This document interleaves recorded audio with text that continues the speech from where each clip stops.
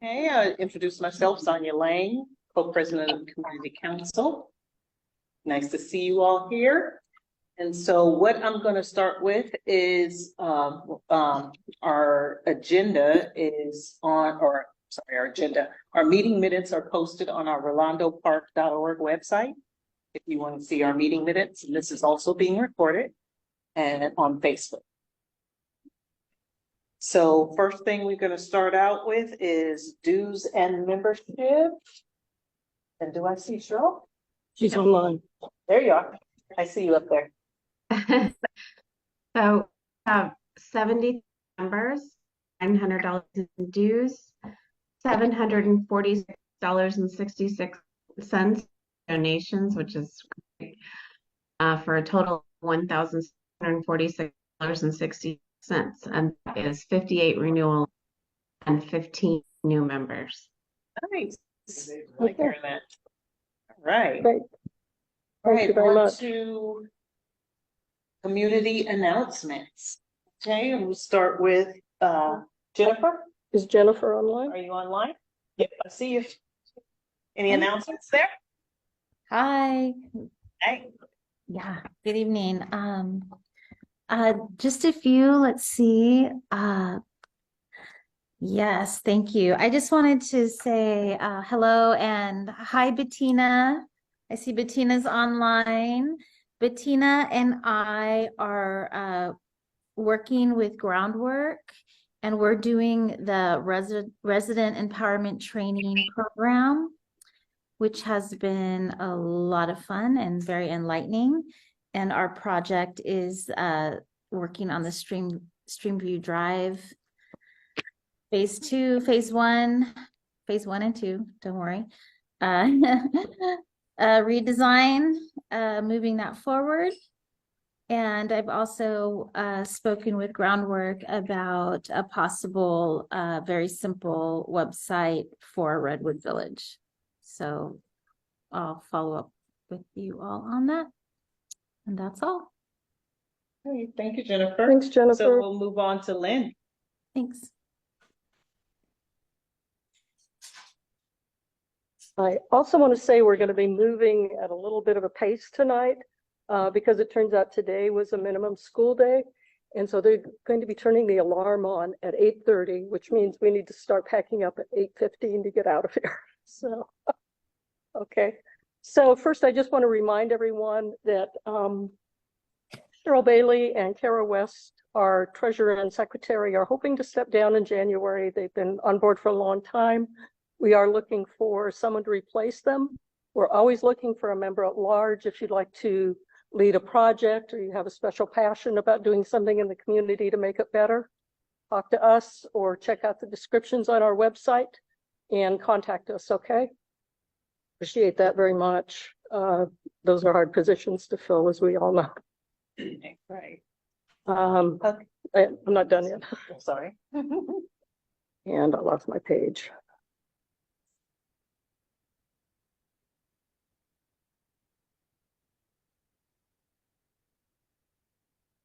Okay, we do have 2 events coming up.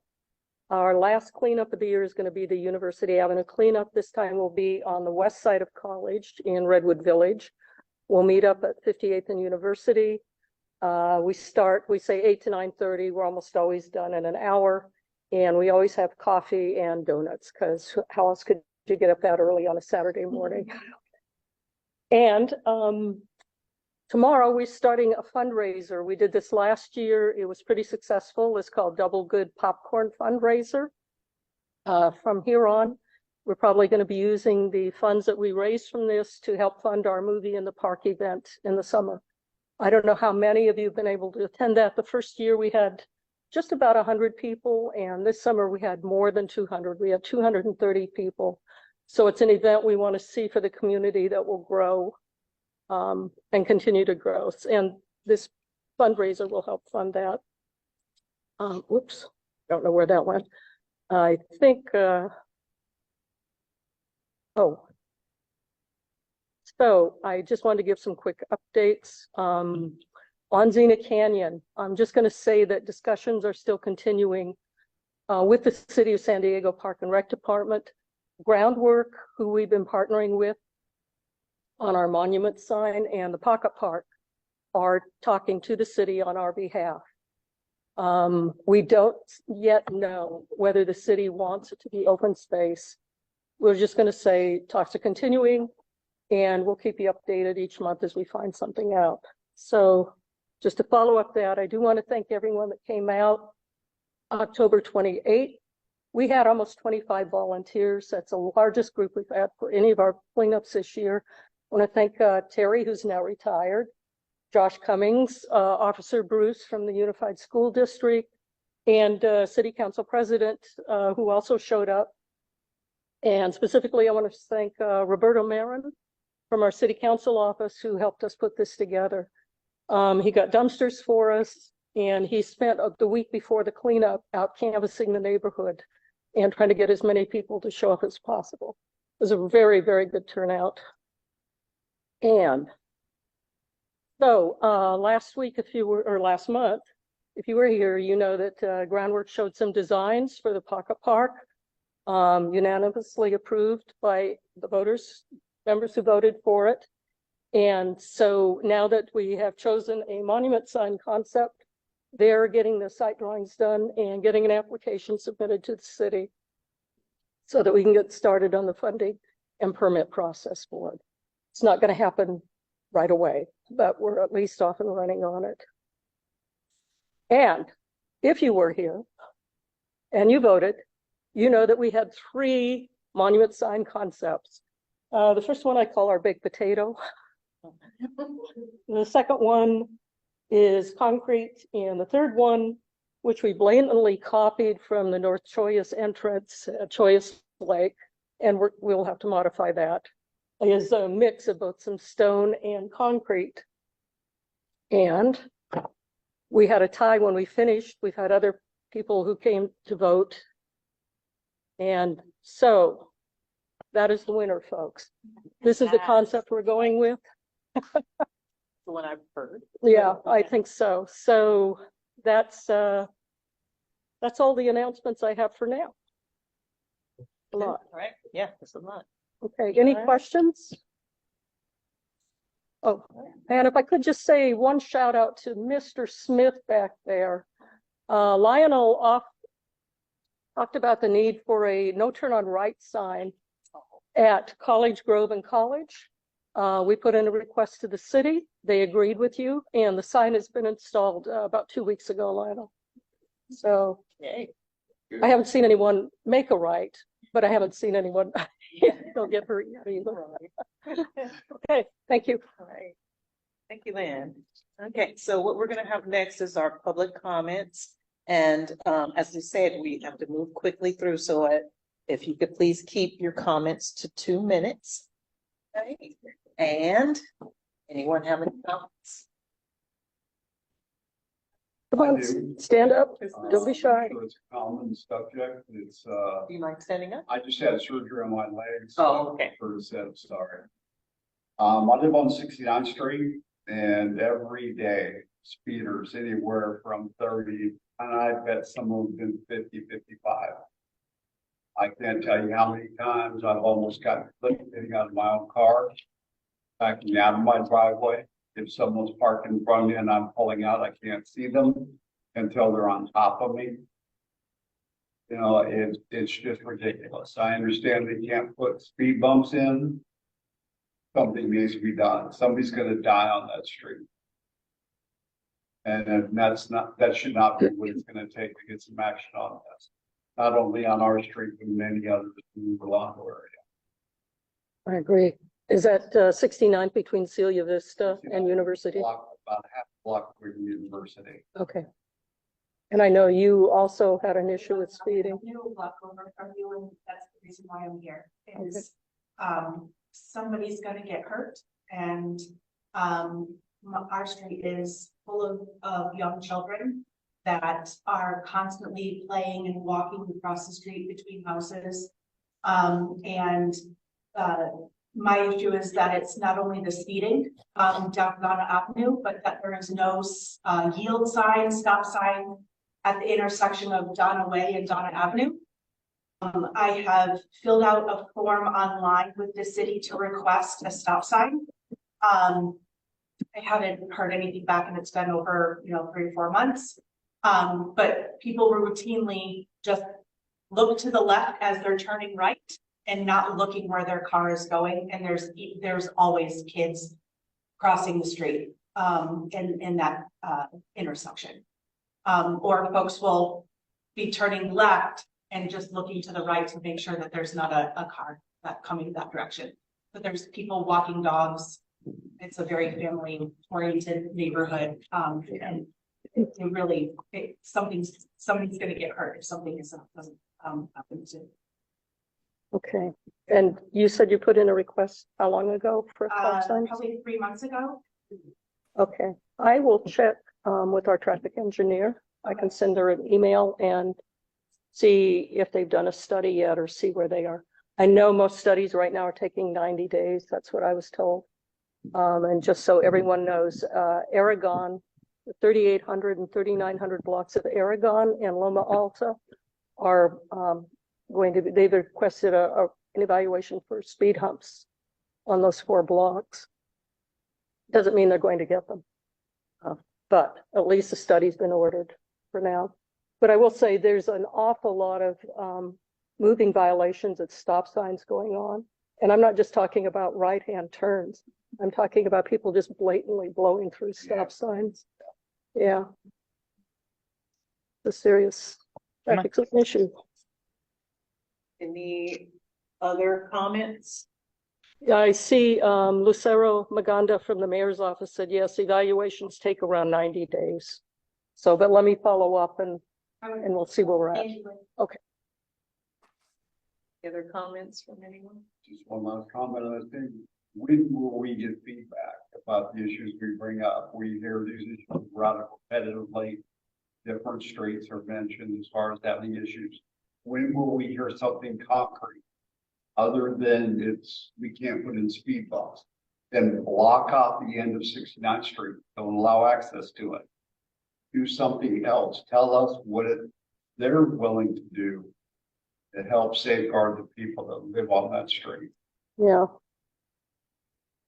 All we can do is put in a request. I mean, it's traffic engineering and they have their own, laws or not wrong, their own code they have to follow.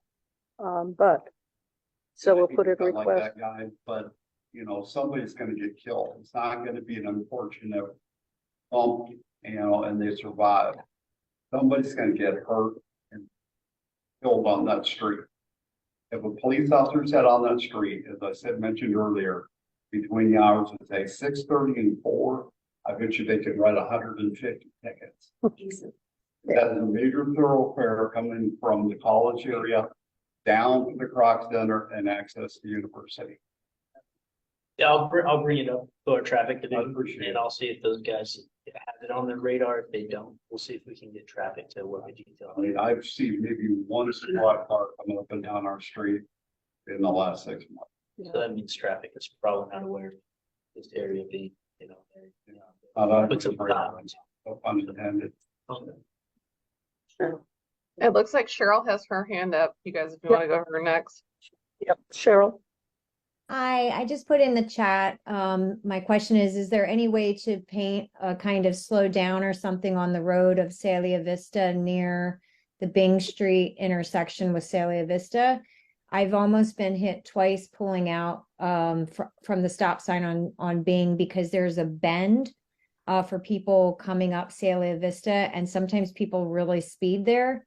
And again, I've almost been hit twice, like side swiped. And then there's lots of people walking there. And so I do see a lot of people speeding there, and maybe just to get them to be more aware that there is a bend with another road that's intersecting. Question on that, as far as what sort of things they can do. I mean, where could they an individual put in a request? There is actually a form online. I don't know if you said you've done it. Um, um, I'll put it, I can email it out to everyone. If you're on our email list, then I'll post it on our website tomorrow for you. There's a link and you can request, put in a request for a traffic study, stop sign, anything. Just go ahead and put in a request. Okay, thank you. So yeah, to everyone, I don't know, is there a link to that form? Maybe we could put. I'll put the link in, I'll put it on our website tomorrow and yeah. And so in that. Cement mixed off the street? Sorry? Will that possibly work for getting cement mixers off the street? That's, there's the man to talk to about that.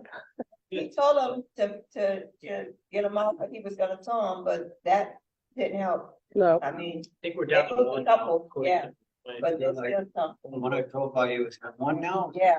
just I one. think I'm gonna put a free sign on.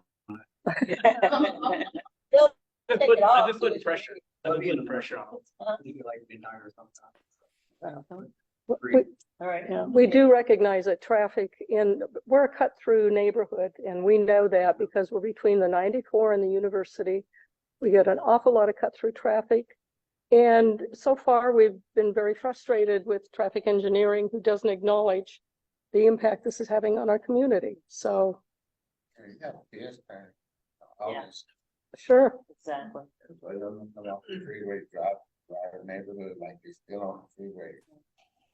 Yeah, 35 miles an hour and blowing through stop signs. That's like all day, every day. So. I would suggest if you put that link to everybody. Yes. Yep. Everybody. So that Yes.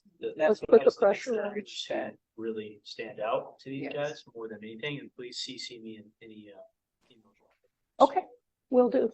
I will CC you because I know that residents on Aragon and Loma Alta, more than 200 of them signed a petition that I think is going to the District 9 office. Oh. So I'll make sure you get a copy of it as well. Yes. Yep. Okay, So, yeah. thank you. All right, any other comments? I see Audrey. That's your hand up. We got to move on. Okay. I have a quick comment. Sure. I would like to suggest that we close off Livingston College.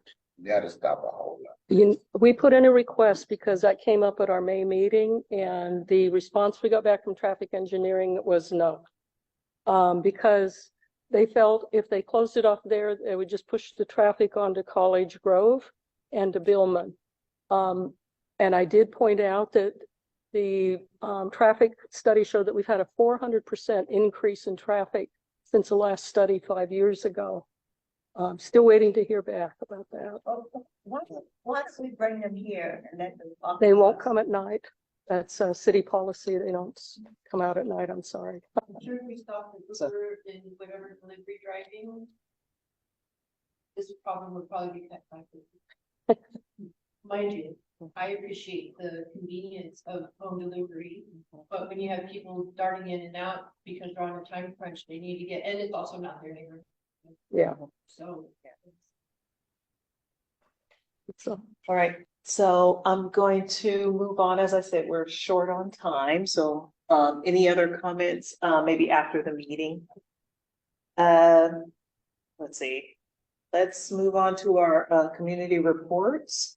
And first, we're going to start out with Officer Joshua Cummings. Community reports. And Everyone. I ask that we keep it to 5 minutes, everybody. 25 minutes. Just want to quickly introduce myself, Officer Cummings. I was selected by former Officer Hoskins here to carry on his legacy, and I'm honored to do that. Before all this, I've spent 10 years in the division. The last 4.5 years, I was assigned to a crime suppression team. So I worked on the violent crime and organized crime, from gangs to narcotics and all kinds of things of that nature. So I look forward to being able to bring that knowledge and that proactive approach to some of these community problems. And I'm already doing that. I like to work more on the street and on the ground and be present than I do behind a desk and answering emails. I love everyone's emails. I do. I really sincerely do. But if I'm stuck behind the desk and I'm responding to emails, I can't be after cement mixers and speeders and out here. So I'm trying to figure out that balance right now because I do prefer to be more hands-on and involved. At the end of the meeting, I will make sure everyone here has my card. So you guys will all have my cell phone number, as you did for Officer Hoskins here. Should say Dr. Hoskins. And I'll make sure you have my email as well. And then I look forward to working with everyone in the future, the canyon cleanups and anything I can be a part of. I'm not on duty 24 hours a day, 7 days a week, but I do the best I can to be as available as I can when I need to be. And if I can make the extra days, I will for the cleanups. It is holiday season, so a couple things just to start wrapping our heads around for safety wise is burglaries and things like that are starting to go up. The violent crime thing has been a thing for a while, so please just, don't have your head down on your cell phone a lot. Please keep your head on a swivel, know where you're at, have someone with you sometimes when you can. Keep your homes locked up. We've seen a lot of people leaving windows open, especially in Talmadge right now, and these burglaries are happening because they're opportunists, right? So if your front door is left unlocked or your window's open, they're more likely to come into your house versus somebody else's. I don't want to say your neighbor because I don't want your neighbor to be a victim either. But again, hard targeting and the aspect of that will help try to keep some of that stuff at bay. So please, work with me to do that. As far as crime stats and things like that go, we have a brand new dashboard system that just got rolled out. So we're waiting on a little bit more training. So I can provide more of the general statistics. I did meet with the detectives prior to the meeting though, because that's my closest thing I could outside of dashboard. And the biggest thing that's happening right now is catalytic converter theft. That is a huge thing. And that is not just Rolando Park, that is Rolando, that is City Heights, that is North Park. They're making their rounds through all these neighborhoods. Just do the best that we can as far as with the lights and the cameras and things of that nature. They're helpful. Don't confront anybody that's putting yourself in a dangerous situation. I don't want to see anybody do that. So be a good reporting party. Please, jump on the cell phone and call 911 if it's a crime in progress. Do not waste your time with the non-emergency. If there's something happening now, and how you report that is super important. So, if you just say, oh, well, a guy came into my neighborhood and he just drove away, it's going to be more non-emergency. But if he's actively underneath my car or something like that in my neighbor's yard, that's going to get a better response. So I know it's difficult. I know the non-emergency line in 911 isn't always the best, but please bear with us. We still are incredibly short on officers. That's been a thing for a decade now. So I understand it's frustrating for you as a community and everyone to not have the policing that they deserve. And I feel with you. And I understand the importance of community policing, and it's very vital. The partnership between the police department and the community is huge, and that's where the success comes in. So I look forward again to working with everyone, to building that, to carrying on his legacy, and we'll just go from there. And again, everyone will have my card. So if you guys need me, please feel free to reach out. I'll take 15 more minutes.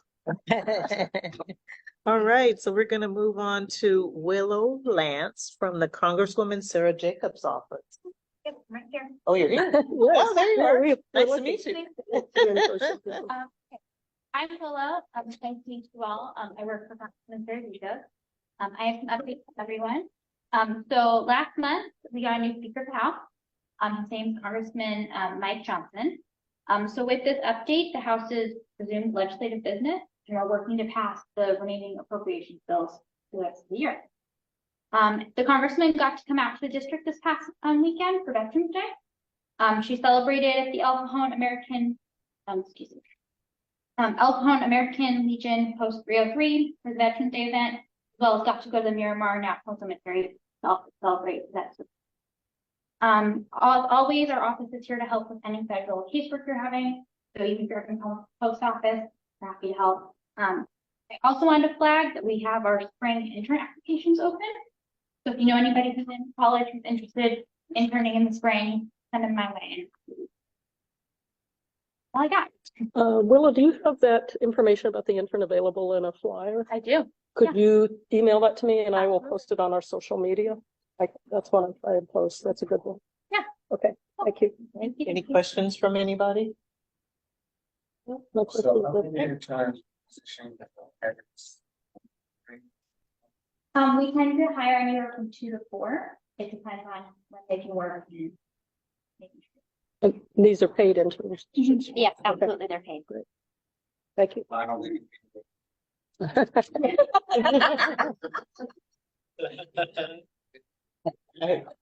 thank you, Willow. Appreciate it. So we're going to move on to Lucera Maganda from Mayor Todd Gloria's office. Hi, everyone. Good evening. Bear with me. I have a few updates. I will try to go as quickly as possible, and I will also email this so you can circulate it so people can read if they cannot hear me. So first, I wanted to give some updates regarding homelessness, specifically the safe sleeping sites. As you know, the safe sleeping program provides people who were previously sleeping in unsafe and unsanitary sidewalk encampments with access to clean new tents, cots, so that they're not sleeping on the asphalt, sleeping bags, daily meals, bathrooms, and access to showers, laundry, and supportive services that will ultimately help them on the path to permanent housing. We currently have 2 safe sleeping sites open. These are the Ola that is located on the outskirts of Balboa Park near the Naval Hospital, which opened on October 21st. And currently has around 123 individuals with the capacity of 366 tents. And we also have the 20th and B Operations Yard Safe Sleeping Site, which is activated with 113 individuals and a capacity of 136 tents. I wanted to quickly reference the city's comprehensive shelter strategy, which is a living document that is meant to be changed and updated as we are trying to meet the needs of the evolving population.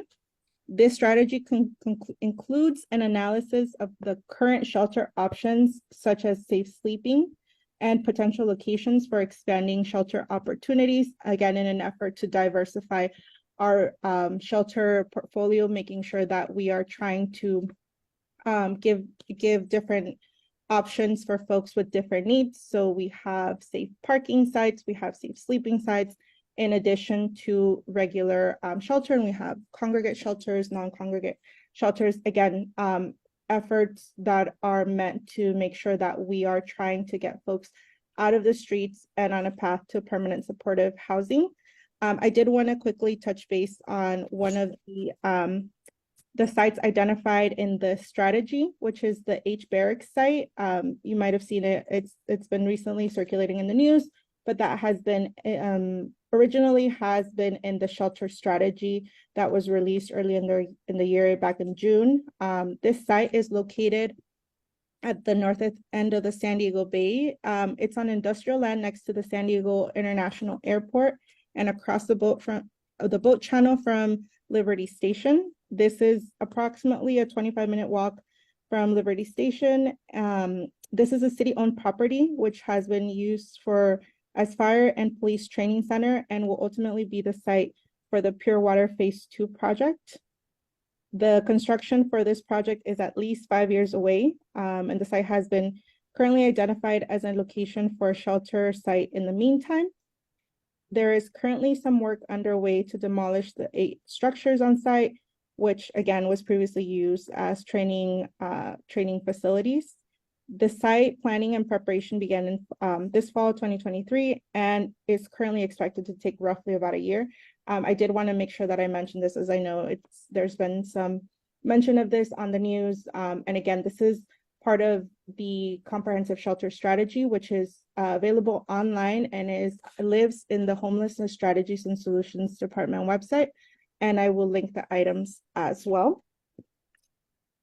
I also, given that we're talking about some public safety concerns that were mentioned by the officer, I wanted to flag for you all that the San Diego Police Department is looking to deploy 500 smart streetlights, video cameras paired with automated license plate recognition technology in public places throughout San Diego. SCPD will be using these smart streetlights and technologies to aid in investigations and assist in the apprehensions of those who have committed crimes in San Diego. I know we were just talking about that subject, an increase in certain types of crimes in the area. So wanted to flag that for you all. Wanted to make sure that community are aware that this is going to be going to City Council on Tuesday, November 14th. So that's tomorrow at 1 p.m. As always, you can find more information on the website, but I will drop the link below and you can feel free to attend or provide public comment on that matter. And lastly, one last item for me is our Mayor for a Day contest that is going now live. The 2023-2024 Mayor for a Day aims to foster and encourage leadership in young people living in San Diego. I don't know if you all follow us on social media, but we did launch it a couple weeks ago with a post highlighting the program and encouraging youth to apply. So it's open to K through 12 students. They're invited to submit a brief essay, approximately 500 words, or a short video, no more than 3 minutes, on how they would make the city of San Diego a better place if they were the mayor. The selected winner will be given the opportunity to shadow Mayor Gloria and other city departments for the day, and will be included in the State of the City address in January of 2024. Again, I do encourage you all to share if you have children, grandchildren, neighbors. It's always good to receive that participation and hear the ideas of youth of how they would implement better policies or how they would work to make San Diego a better place if they were mayor. That is it from my report. And again, I'll send a written report. That was a lot of information, so I want to make sure it's captured. Thank you, Sarah. All right, last but not least, Roberto Marin from our City Council President, Sean Elo Rivera's office. Thank you. Good evening, everyone. My name is Robert Marin, Council Rep for Council President Sean Elo Rivera, so your City Council member for District 9. Wanted to give a huge shout out to Officer Cummings and all the volunteers, quite frankly, for the cleanup that happened on Xenia Canyon. We filled 2 dumpsters. The Council President was out with the community and looking for feedback. As mentioned, traffic was a big one. And so we'll be taking a look, and I can connect with some of you offline to see what specific blocks need to get a traffic request. But one of the first things I wanted to flag also for Redwood Village is that the Choyas Triangle Park has completed its design phase, and now they will be seeking funds for construction in this year's budget. So that's a huge win, and hopefully getting that corridor cleaned up. Again, I want to mention that we're working with HSSD, NPD, and other departments to make sure that area keeps being cleaned and also just frequented. We've requested the Environmental Services Department to be more proactive in the area, and they're going to do so. The second thing I wanted to bring up for Rolando Park is, as I canvassed for the cleanup, I got a lot of good feedback. Again, traffic was one, but another one was actually the cleanliness of the neighborhood in certain areas. That's a big concern, and some of the folks wanted to see more community cleanup, so we will be focusing on that into the new year. Another idea I wanted to float for everyone around here is a community beautification event. The city of San Diego was recently awarded $10 million from the federal government in terms of a grant from the urban forestry. And so we're really looking at communities of concern, but just communities in general as well, to see where that funding could be allocated and where additional trees could be planted. So still waiting to hear back from that department. I know Lynn and John and other folks collaborated for the University Trees Project. So I haven't heard back. I will ping them again. But the last I heard was that they were in conversations of hopefully trying to overlap with that. The last thing is Streamview. Streamview has been, as you know, for a long time neglected. And I think we truly need to make sure that we get this right, and the council president as well. One of the things that Bettina and I were talking about also with Jennifer is making sure we can get more trees on the corridor as well. Currently, the plan calls for, I believe, some trees, but it's not enough, quite frankly. And so we're going to ask the departments to reevaluate and take a look at that. The last thing is, I'm continuing to proactively go out there every Friday, write down get it done reports. I know the past couple weeks on College Grove, they cut some weeds on the right-hand side adjacent to Little College. So that was cleared out with some weeds. So we're going to continue to do the little things. Some of the things I noticed on my drive and walks are illegal dumping on Streamview, people going a little too fast in certain areas, as you all mentioned, And lastly, a few encampments on Choice Parkway, not a few, a good amount. So we're well aware of it, and we're continuing to work diligently within the departments to make sure all of these issues are addressed. Thank you. Thanks, Roberta. Well, thank all the community reps speaking this evening. So we're going to go ahead and move right on into our presentations. So, oh, I'm sorry. That's a clap. That's a clap. That's a clap. We'll take that.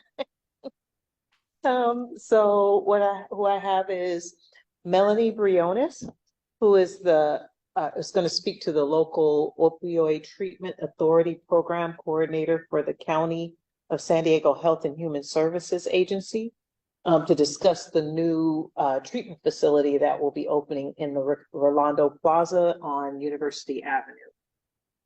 Hello, Melanie. Hi there, everyone. Good evening. Thank you so much for the invitation and the warm introduction. Like said, I'm Melanie Briones, and I work for the County of San Diego Health and Human Services Agency in the Behavioral Health Services Department. And one of my roles there is as the local opioid treatment authority, or the LOTA. And this is a role, it's a liaison role between external stakeholders such as yourselves and other folks who have an interest in opioid treatment programs, or OTPs. These are formally known as, or often called, methadone clinics. They do more than provide methadone, but just to give you all just some general sense of what I'll be talking about today. The opioid treatment programs is one line of service that the county provides to the community to treat folks who have an opioid use disorder. And we do a competitive bidding process for our contracted services. And one of our contracted services, one of our providers is Soap Mat. And they are going to be opening a new healthcare facility on 6425 University Avenue. And this is what I thought was adjacent to or within the Oak Park community. And I often go, for the last 2 years, I've been working in the Oak Park and Webster communities, providing updates to those residents. And what Mr. Diaz shared was that this specific address is maybe more within your area. So always more than happy to share relevant information to the appropriate communities. And so that's what I wanted to share with you, that there is going to be an opioid treatment program in the neighborhood opening up sometime next year. It is a healthcare facility primarily. Opioid treatment programs are very highly regulated. They are regulated by federal, state, and local regulations. The LOTA, my role, is an additional layer of oversight for all 10 county operated and contracted opioid treatment programs. There's only one LOTA that we know of in the country, that is me. And this is something that Behavioral Health Services did to provide additional community input for all of our opioid treatment programs, and to provide this additional oversight. And I understand there's some citing questions about why was this site chosen, and that I can answer is the Behavioral Health Services Department uses epidemiological data. And so these are data that we capture and we look at. What we're looking at primarily are death data, so mortality data, who is dying, where are they dying, and where are our services needed in the community. From there, we can determine where our services going to be placed. So in the 92105 and 92115, we had a significant number of emergency department encounters and deaths due to opioid overdoses. And that then led to the placement and the determination that in the central region of San Diego, we would require 2 treatment programs. One of them is going to be El Dorado opioid treatment program that currently exists off of Euclid. And they're going to have 450 patient slots. So that's a reduction of slots. And SOAPMAT on this University Avenue will have 750 patients, which is the maximum number of patients a treatment program can have. And so I want to stop there and pause because that's a lot of information, and then let you open up with some questions if you have any. I know Lynn and Michelle provided me some questions about that specific shopping center. I understand there are some homeless encampments on that property, and some other situations on that property that are of concern. And I just want to make sure that that the county doesn't determine where each contractor selects their specific site to operate. That is up to the contractor to determine where they will place their business, how they will operate it. The county asks for the region based on our epidemiological data, and the specific program, or in this case, SOAPMAT, will then determine with the city or with the jurisdiction in which they're working with all of the particulars about permitting, and they'll be looking at things of this nature. But as a community, we know that you know better, you know the best, you are living this. So all of this information that you provided was kind of the nitty-gritty information. So this was I leave it to you now to ask questions or present additional information, whatever you like. So I give the floor to you now. I'm gonna start because I have a question. So will the provider have security on site? Yes, ma'am. Provider will have security. And I'm more than happy to provide to invite, if you like. The provider is always willing to come and introduce themselves to any community. They can give you the particulars of their security, the hours, everything. They also they are required, and they also want to be part of the community. So they have a community engagement plan of how they will connect with you, and as required by behavioral health services and through my oversight, to have a point of contact. So if you have any concerns about something you see, something that is curious to you, you have a point of contact either through me directly and or through their program director, his name is Mark Gonzalo, and you can connect with him directly and let him know, I see something, what is this about? And that is how you can always connect with him, with that clinic. You can always copy me, you can reach out to me directly. And these are how we want to make sure that there's open communication and your questions are addressed and answered. And yes, bottom line up front, and just to reiterate, security will be present at the site during their clinic hours. Question? Jerry, and then Edith. Jerry? I have to unmute. Okay, so I'm curious about this particular provider. Are they a nonprofit? Where are they? What other clinics do they have? Where are those clinics? What's their experience level?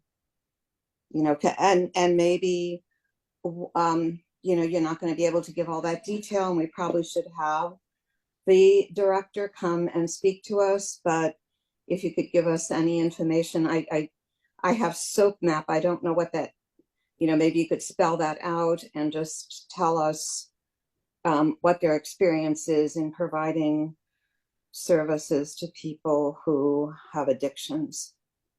Absolutely. I definitely agree that the service provider should share that information in detail, but as an overview, I can share that SOAPMAT is a well-established opioid treatment provider in San Diego County. They do currently operate a large 750 patient clinic in North County, and the competitive bidding process the county employs is one that is bidders compete for contracts, and SOAPMAT was one of those bidders, and through that selection process, they were selected in that competitive process. So bids went out, and if you're familiar with like a bidding process, it's challenging to explain in such a short time, but it's a competitive process. So their price point, their experience, their licensure, everything was vetted and reviewed. So through that process, they won this contract. They are licensed, and their experience is again well vetted, and they do have a clinic in North County, and they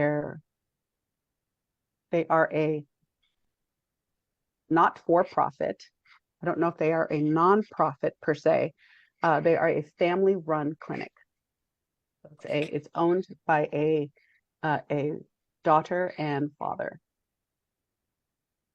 And to Jerry's point, well, how do you spell that? What is it called again? Oh, SOAP, SOAPMAT, like wash, like something. And then they spelled it out during one of our community meetings where I introduced them, and I actually didn't catch it. I usually just call them SOAPMAT, but I'm more than happy to get that to you for future notes. Any other questions? Oh, yeah, Edith, and then Betina's Um, online. Okay. Can you share the name of the North County facility or the address? Absolutely. The North County facility is called SOAPMAT as well. And it's located in what town? It's located in Oceanside currently, and they will be moving to another location in North County. They're currently in Oceanside. Bettina, question?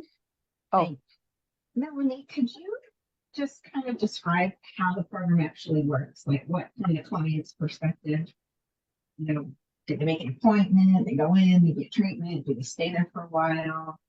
How does that all work? Sure. I can. Oh, yes. Chris, you have that's how you spell SOAPMAT. Yes, thank you. And yes, I can share I'm sorry, I'm not watching the chat. I was just listening.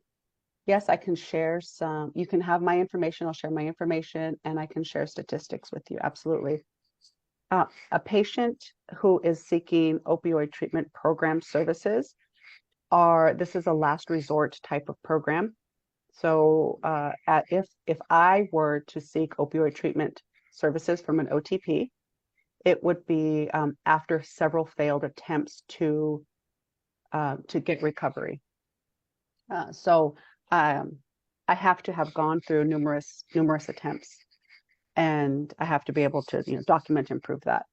And I go through someone like SOAPMAT, and I would be seen by a medical professional. I would be assessed, and I would be treated with a medication. The medication is medicated assisted treatment, or MAT, M-A-T. And there are different types of medications such as Suboxone, naltrexone, and methadone. These are medications that are prescribed by a licensed physician and administered to a patient. And they are seen every day for their medication. And there are things called take homes after a patient has quote unquote earned a take home. If they have, they do a urinalysis test every time they go in. And if they have an X amount of urinalysis testing that does not show a presence of a substance, they can then take home their medications. So there's a process for the medications to be allowed to be taken home. Until that time, they have to be seen in the clinic every day. While they're in clinic, they have counseling. It is required that they have counseling, because that one will not give the medication without treating the root causes of one's substance use disorder. So it's a multifaceted program. They're also in case management. They're looking for ways to support the patient, to ensure that they have housing, food, clothing, family resources, etc. That's in a very, very broad nutshell. So I'm going to take one more question, and then from here, we will look into possibly inviting the director here for, presenting. And as somebody put on there, you can visit soapmat.com, SOAPMAT.com, to get a few more details. Chris was next, so we're going to go with Chris. You had a question or a comment? Oh, thank you. Yeah, so I put in the approximate location. Is that where SOAPMAT will be in the complex, university complex, that picture I have there. So I Image. was looking at it and it's next, it's near, it looked like it was next to, near the Wayway, in between Wayway and Party House. Right. Yeah, if you're familiar with Rolando Plaza. It's at the west end of that shopping center, Yeah. Chris, where the Okay. old beauty supply place was. Yes. Okay, great. All right. Well, thank you, everybody. Thank you, Melanie, for Welcome. providing the information to us. All You're right. welcome. Thank you for having me. Okay, All right. thank you. So next up, we're going to speak on some action items. We're gonna have Jennifer and Lynn present. Prioritizing capital infrastructure project. Yes, so just real quickly before, and then I'm going to turn it over to Jennifer and then I'll jump in. We have some capital improvement projects in the city ongoing now. We tend to think of most of our capital improvement projects as being things like water mains, sewer lines, and that is a big part of it. It's really about 50% of what we see. But we want to start having a dialogue about what else we want in our two communities, Redwood Village and Rolando Park. And beyond this, if you look, so I just, I'll come back to this because you can actually go online if you're interested and look at the capital improvement. You're going to have to slog through it a little bit. But I want to say that two capital improvement projects in Redwood Village now are Streamview Phase 2, which is going to be almost a $30 million project. There's 2 roundabouts there. Now there'll be 5 more roundabouts, reverse angle parking. And thanks to advocates like Jennifer, Bettina, and one of our partners, Groundwork, the city is actually installing landscaping that they did not intend to do at the beginning of this project, because this is a lower economic area of San Diego, and we don't have a maintenance assessment district here that would pay for maintenance. But people push back, and the city is now installing a landscaping program. So there'll be trees, landscaping, no more stamped pink concrete there. So that's a good one. The other one that's coming along is where Choyas Parkway is now. That street is going to be closed down sometime in the next year. The city will be vacating it to build a 5-acre park. This park has been, as long as I've been in a planning group, this park has been out there, and now it's really going to be a reality. It's a nice park. I will try and bring a picture. I think I have a drawing at home, conceptual drawing of it from last year when it was approved. They will start vacating that. It'll probably be another, I think it's about 4 more years before that's finished. So that's another nice project for Redwood Village. Right now, our major project is the sidewalk on College. And I bring this up because our planning group actually asked in 2010 for a sidewalk that went all the way from Livingston to University. We're at Livingston to Judy McCarty Way now, which is roughly about 15%. We went back 2 years ago, the planning group went back and asked them to at least finish what they initially committed to, and that was a sidewalk that went to College Grove. So they're taking it a step beyond that. They are going up to Meridian, so there will be 1 sidewalk then to Meridian, which addresses part of the problem. Since the city plans to infill all of our east-west corridors, that's the general growth plan. Residents have to have a safe way to get to University for the major transit the city is telling us we're going to have. And right now, if you live on College, you don't have a safe way to walk to University because we don't have a through sidewalk. What sidewalk is there? If you step around it, you can get to Billman, but when you get on the frontage road or you tried to get on College itself, you do not have a safe way to get to major transit on University. So I think that for us would be, we want to see that street completed, and we'd like to see it sometime in the next 10 years, not the next 25 years, but that's the way sidewalks go. But so I'm going to turn it over to Jennifer. And let Jennifer talk about capital improvement projects for Redwood Village, and then we'll loop back and we'll talk about projects for Rolando Park. We are submitting these to our planning group tomorrow night, and the plan is our planning group will submit for all 6 communities in our planning group to the city. We'll be sharing that information with Lucero, Roberto, and some of our outside community partners like Groundwork to help the city prioritize a major project for each community.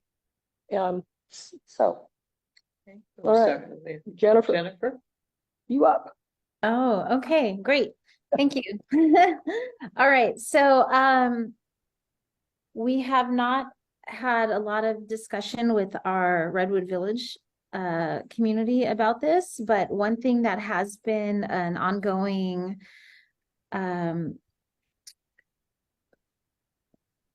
event is the Hughes Street undergrounding. So they've underground the wires from Darnall down Hughes Street, down Audrey Lane, and yet they have yet to repave, to resurface the street from Hughes Street from 58th to Boren to Streamview Drive.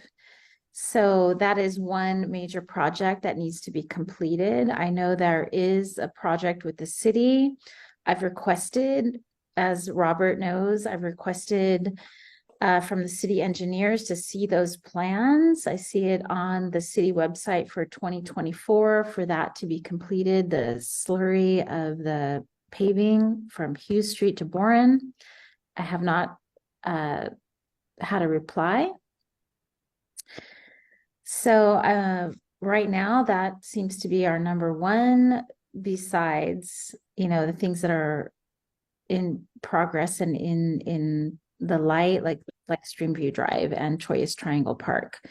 So the repaving, the finishing of the undergrounding, repaving Hughes Street and Boren. We would just add to that, we were told a while back that the Hughes Street and Boren were a major cut through for first responders.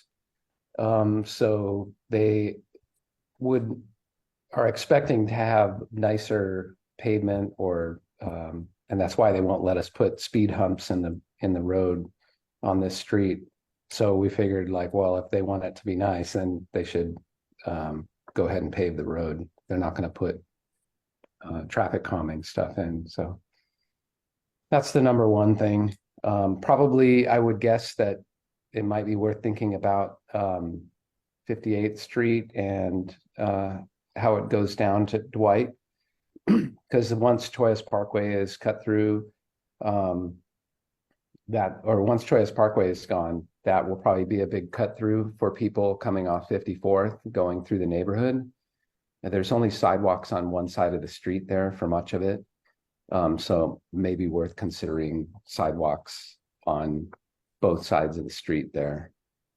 But yeah, other than that, we haven't had any suggestions for any kind of capital improvement projects. Okay. You'll bring those to the meeting tomorrow night, right? What? Say again? You'll bring those two to the meeting tomorrow night as well. So is he? Yeah. Oh, that's right. You won't be there. Can you email? I was going to say we'll send them. Oh yeah, there's that. Is the undergrounding completed in that section?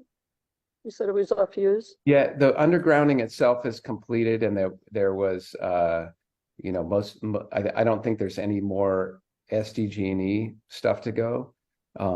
And that's just on Hughes. It's from Boren through 58, down Hughes through 58 to Hughes Court. But there's no, they've already done the sewer. They'd already did all that kind of stuff. We were told a while back that they were going to repave the stuff. It's been exacerbated by the construction going on at the school. So there's tons of heavy, equipment coming in and out all the time, and 6 days a week. Yeah. And cement trucks and that kind of stuff. So the road is getting chewed up even more. Right, and they're according to the city plan, they're gonna do curb cuts and reslurring of the street. So that's the plan. We would like to see where are the curb cuts? And yeah. Okay. Are there gonna be crosswalks for the school? Currently, there's only one. I have one question for you regarding Streamview Phase 1. Are you planning, have you talked to Richard Diaz from Oak Park about submitting a project to do something about Phase 1? Landscaping, possibly? I haven't talked to Richard about it, but that is part of our plan, working with Bettina and working with Groundwork and our project for our resident empowerment training project, working with the city. Get Phase 1 reworked so that there is landscaping. Is that asking for a CIP or is that a separate project? It might need to be a CIP if the city.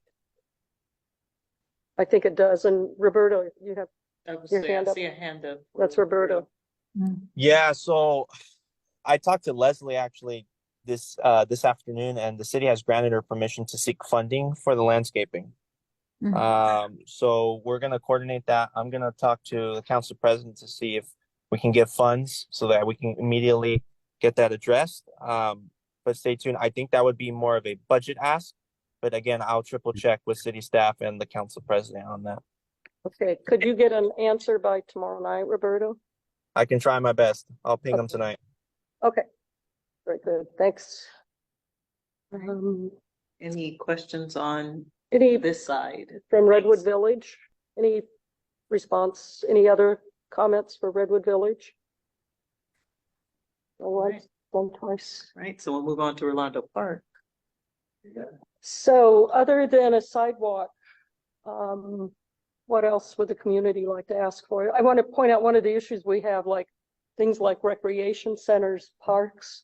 We're already built out. We don't have space left to create some of that stuff. And I will say, if you don't know, the Oak Park Library is building a brand new site at Choyas Lake. It'll be right off College Grove between the North Choyas entrance and Krenig, which is the first street before 54. The city's actually giving them open space is giving them space there to build a new library. And after that, they'll be building a recreation center. So those are not in our two communities, but they're really going to be within walking distance of our community. That's a big thing. So I mean, we want to hear, but beyond trying to get our sidewalk done so that we have a safe walking passage for everyone. We do have other sidewalks that have been brought up. The last time we did this, and I see spots like at Rolando and Vista Grande, the sidewalk is missing there. People on 69th have asked about having sidewalks between Livingston and Waite so that there's a sidewalk there. Those are things we can put on our list. But what else do people consider critical or Speed bumps. Speed humps? Yes. I don't think those come to capital improvement. That'll go through traffic engineering, but yeah. We can switch it, you know. Oh, I know. Is there a difference between a speed hump and a speed bump? So you know how they have those ones that are kind of like a soft kind of speed bump as opposed to like the, break your axles kind of speed bumps? Well, bumps are what you see in parking lots. Humps are what you see on the street, and lumps are what they create for emergency vehicles because they have the groove in between them. So, Jerry. So I think some of the sidewalks on University Avenue on the south side probably need to be relooked at. I'm thinking kind of east of Cartagena on University Avenue. The automotive type businesses there have, I think they've taken over the sidewalk in some spots. The current mid-city plan says we're supposed to have wide sidewalks with trees and benches, and that's never come to pass. So, you know, maybe I mean, it would be nice to have those sidewalks to be used by people walking instead of being used by the businesses. Yeah, I think the problem will be getting the city to fund those, because normally they would want like someone, a new business or developer to pay for them, because the developer would be responsible for paying for the sidewalk and improvements. But it's a request we can put in. Let's see what happens. Chris? What about a sidewalk going up and down Rolando, South Lake University, going up to Vista Grande and Solia Vista? I think residents would have to sign off on that one. Oh, I'm sorry. I walk up that and don't want to get hit. No, because they Never mind. would have to give up a Oh, their easement, yeah. yard, Yeah. part of their Yeah. yard to Yeah, make yeah. it a reality. Okay, never mind. Yeah, some people are fine with it, but a lot of people aren't. So, Terry? The bus stops that are on the south side of University. Mm-hmm. We see if we can get some type of overhead, like a cover, for them. Not all of them have it. I am going to, I'll show this at the next meeting, as part of the university bikeway. Those are going to be bus islands, I think there.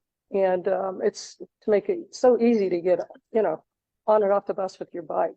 But I think they will have some cover there. Yep.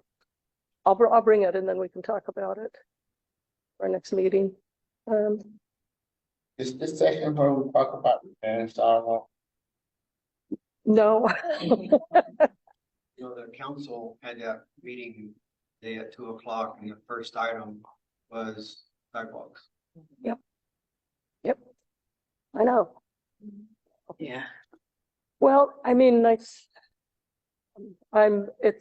important to talk about things like improvement projects, but you know, I don't know where we have a joint use park. We're going to have the University Bikeway project. Whether or not you like riding a bike, it is going to slow down traffic on University. Yeah. One lane is definitely going to slow down traffic on University.